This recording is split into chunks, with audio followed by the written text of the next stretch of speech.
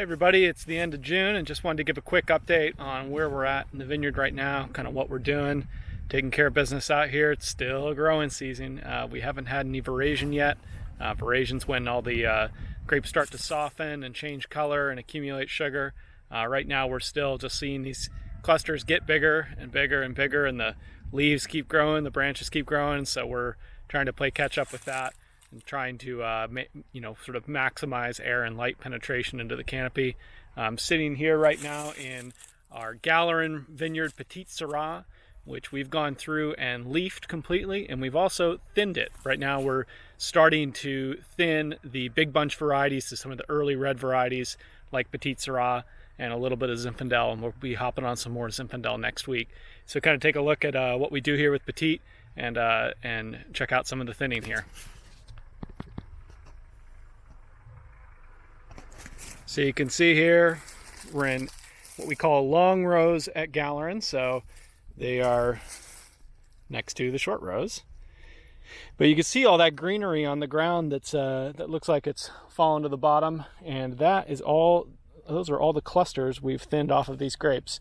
I'll try and go in tight here on a bunch and show you what we're up to. So Petite Sirah is a fairly big bunched variety. You get these kind of large clusters, and what Petite Sirah loves to do is set wings. And so you can see in this bunch here in the center of the camera, we've actually cut off one of the wings, one of the side bunches that tends to come with Petite Sirah. Petite Sirah is very famous for having that.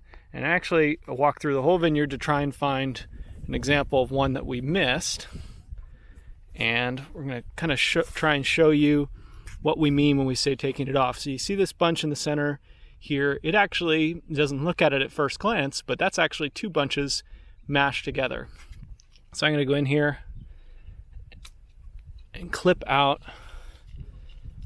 this cluster here, and you can see I've thinned out this cluster that was embedded in this primary cluster. You can see almost the hole where that was. When that cluster gets big, or when these two clusters get big, they grow together, and that's where botrytis and things like that start to grow. So we go through this entire block and thin out every single wing, every single shoulder on all the clusters in the Petite Sirah so that everything hangs free and is able to ripen really, really clean. That takes a ton of work, but it reduces our dependency on antibotrytis chemicals and things like that, and really helps give us a much cleaner cluster and great cluster structure. So it's kind of cool. One other important thing that we're doing right now is our hand watering, which you might think, wait, I thought you guys dry farmed. And it's definitely true, but in order to establish a grapevine, you always want to hand water it. And we distinguish it from irrigation because this is a style of watering the vines that allows the roots to grow down deep and really establishes the vine's root base so that in the future it doesn't need water. So this is a vine that's very young. It's just coming up the stake right now. You can see there's no real form on top. There are no grapes on this vine. And so we're just trying to establish a strong base for it. So we've dug this kind of pit around. This is hand dug around this vine, and 5 gallons of water was added just a couple minutes ago to this vine. And that water goes down deep into the soil, quickly drains down into the soil so that the roots go chasing after it.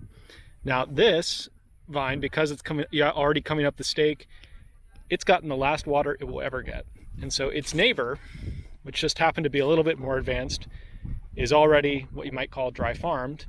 It's already never going to receive any more water for the rest of its life. And you can see some Sauvignon Blanc clusters on there. And that's basically the kind of, that final watering of the vine is very important for developing that base. But once it gets to the point where it's actually producing fruit, it's cut off. And it doesn't matter, this vine is still strong and big and is doing super well, despite already getting its last watering last year, but it's doing well because it's had that strong base developed. So you can see that we have this young vine that we've dug the hole around, and Gerardo is adding a good shot of water to this vine. 5 gallons all at once, and it collects right around the base of the plant and quickly goes down deep into the soil. So we'll kind of walk along. This one you can already see some water starting to recede through this quick draining soil. Here are a bunch of vines that are already developed and haven't needed additional water. You can see this one already starting to drain all the way down. Coming along here. Water quickly drains through the soil. It drains down deep into the soil. This is fairly rich soil, deep soils here at Galleron. So this water is going to go down deep, and the roots are going to go chasing after it.